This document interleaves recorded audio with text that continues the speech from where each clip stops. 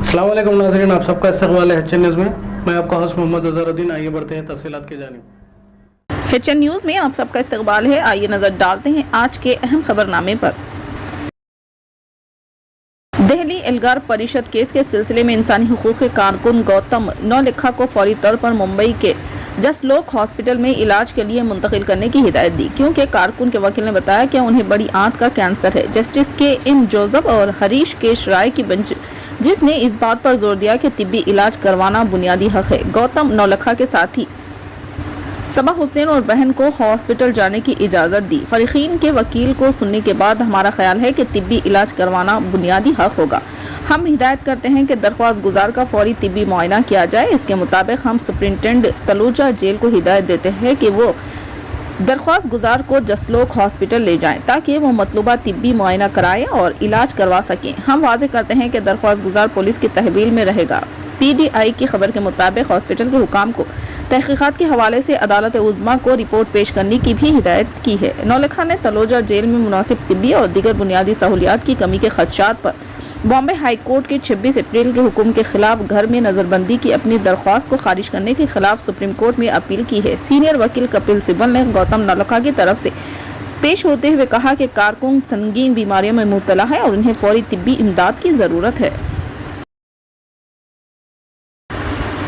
दिल्ली की एक अदालत ने जुमे के रोज मुस्लिम तालिब इल्म कारकुन शर्जिल इमाम को बगावत के एक मुकदमे में जमानत दे दी, जिसमें इन पर 2019 में शहरियत तरमीमी कानून CAA के खिलाफ इश्तियाल अंगेज तकरीरें करने का इल्ज़ाम लगाया गया था। ताहम इमाम हिरासत में रहेंगे क्योंकि इनके खिलाफ ज़ेर इल्तिवा UAPA मुकदमात में उन्हें अभी जमानत नहीं मिली है।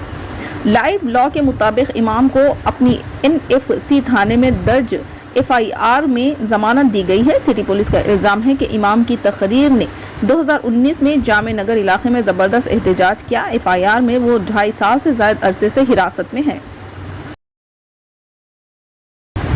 चेन्नई एजेंसी तमिलनाडु पुलिस ने RSS को 2 अक्टूबर को रियासत में रूट मार्च मुनक्किद करने की इजाज़त देने से इनकार कर दिया है। RSS इस हुक्म के खिलाफ मद्रास हाई कोर्ट पहुंच गई है, जहां जुमे को इस मामले की समाअत हो सकती है। पुलिस हेडक्वार्टर के जराये ने जुमेरात को PFI के लीडरों कारकुनों के अहाते पर NIA के छापों के बाद पेश आने वाले तशद्दुद के वाक़यात का हवाला देते हुए रूट मार्च और रैली की इजाज़त देने के लिए सूरत हाल का जवाब पेश नहीं किया।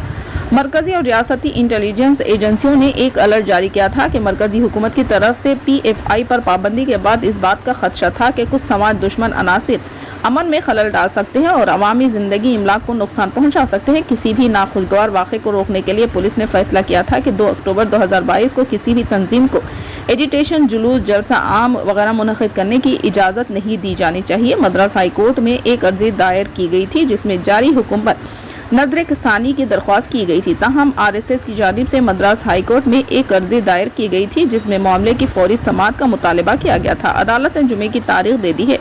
RSS का कहना है कि तमिलनाडु हुकूमत ने इजाज़त ना देकर तौहीन अदालत की है, क्योंकि अदालत ने हुकूमत से इजाज़त देने को कहा था। इन्फोर्समेंट डायरेक्टोरेट ने नेशनल हेराल्ड केस में तेलंगाना के कई कांग्रेसी कायदीन को नोटिस जारी किया है। मीडिया रिपोर्ट्स के मुताबिक पार्टी और इससे वाबस्ता अफराद को हत्या देने वाले कायदीन को नोटिस दिए गए हैं, जिसके पेश नज़र कांग्रेस हाईकमान ने नोटिस हासिल करने वाले लीडरों को दिल्ली के पार्टी हेडक्वार्टर तलब किया है। हाईकमान की दिल्ली तलबी पर चंद कायदीन जुमेरात को दिल्ली पहुंच गए और बाकी कायदीन जुमे को दिल्ली पहुंच गए। कांग्रेस क़यादत उन्हें केस के साबिक़ा वाक़यात से आगाह करेगी। साबिक़ मरकजी वज़ीर रेणुका चौधरी, साबिक़ रियासती वज़रा मोहम्मद अली शब्बीर, सुदर्शन रेड्डी, गीता रेड्डी, साबिक़ रुकन पार्लियामेंट अंजन कुमार यादव और दीगर के दिल्ली जाने की इत्तला है। कांग्रेस के इन कायदीन की आज दोपहर ऑडिटर्स के साथ मुलाकात होगी। वाज़ेह है कि कांग्रेस लीडर सोनिया गांधी और राहुल गांधी से पहले ही नेशनल हेराल्ड केस में ED ने तफ्तीश की थी।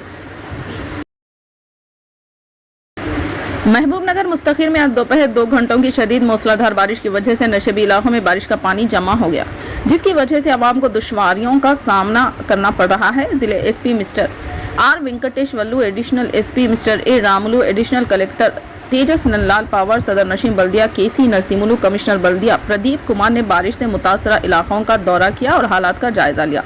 जिले एसपी और एडिशनल कलेक्टर ने मीडिया से खिताब करते हुए अवाम से अपील की कि वो नशेबी इलाकों बिलखुसूस बड़े तालाब के करीबी महलेजात रामैया बौली बी के रेड्डी कॉलोनी व दिगर मुस्तासिरा इलाकों का रुख ना करें, क्योंकि पानी के बहाव में काफ़ी तेज़ी है। जो लोग घरों में हैं अपने घर से बाहर ना निकले।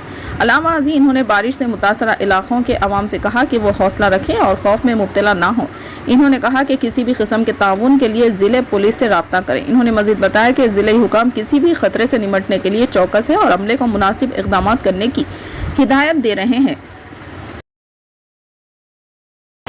हैदराबाद के बेगमपेट इलाके में MMTS ट्रेन का हादसा टल गया। MMTS लोकल ट्रेन एक जोरदार आवाज़ के साथ अचानक रुक गई, जिस पर मुसाफिरीन खौफ के आलम में ट्रेन से कूदकर भाग गए।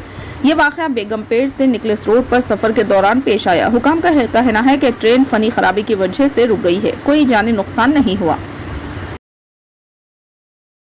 अफगानिस्तान के दारुल हुकूमत काबुल में आज एक जोरदार धमाका हुआ। तालीमी इदारे में होने वाले धमाके में 19 अफराद हलाक हुए, कई लोग जख्मी हुए। मरने वालों में ज़्यादातर तुलबा बताए गए हैं। ये धमाका दश्त बर्ची के इलाके काज एजुकेशन सेंटर में हुआ। ऐसा लगता है कि खुदकश हमलावर ने इन तुलबा को निशाना बनाया जो यूनिवर्सिटी का इम्तिहान दे रहे थे। बताया जाता है कि हज़ारा अखिलती बरदरी इस स्टडी सेंटर में बड़ी तादाद में मौजूद थे। इस तबके पर माजी में भी हमले होते रहे हैं, ताहम मौजूदा हमले की जिम्मेदारी किसी ने कबूल नहीं की है।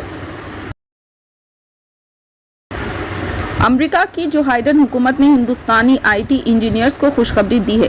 क्या आप अमेरिका में 7 साल से ज़्यादा अरसे से रह रहे हैं? क्या आप H1B वीज़ा पर किसी IT कंपनी में काम कर रहे हैं लेकिन ग्रीन कार्ड आपकी अमेरिकी शहरियत हासिल कर सकते हैं? इसके लिए immigration act US immigration act में तरमीम की जा रही है। कुछ ज़ुमरों में काम करने वाले हिंदुस्तानी टेक प्रोफेशनल्स को फ़ायदा पहुँचाने के लिए दिफात में तरमीम के लिए अमरीकी सेनेट में एक बिल पेश किया गया है। इसके मुताबिक अगर आप अमेरिका में लगातार 7 साल काम कर रहे हो तो आप ग्रीन कार्ड हासिल करने के अहल है। यह बिल सेनेटर एलेक्स पेडिला ने पेश किया है और दीगर सेनेटर्स एलिजाबेथ वॉर्न, बेनोरे लोजन और डॉग डर्बन ने इसकी तायद की। अमरीकी कांग्रेस की खातून रुकन जो लोगन ने यह बिल अमरीकी ऐवान नुमाइंदगान में पेश किया। फिलहाल अगर ये बिल कानून बन जाता है तो इससे 80 लाख लोगों को फ़ायदा पहुंचेगा। फिलहाल के लिए इस खबर में इतना ही। देखने के लिए आपका बहुत बहुत शुक्रिया। अगर आप नए हैं इस चैनल पे तो सब्सक्राइब ज़रूर कर लिए और बेल आइकन भी दबा लिए ताकि हमारी हर खबर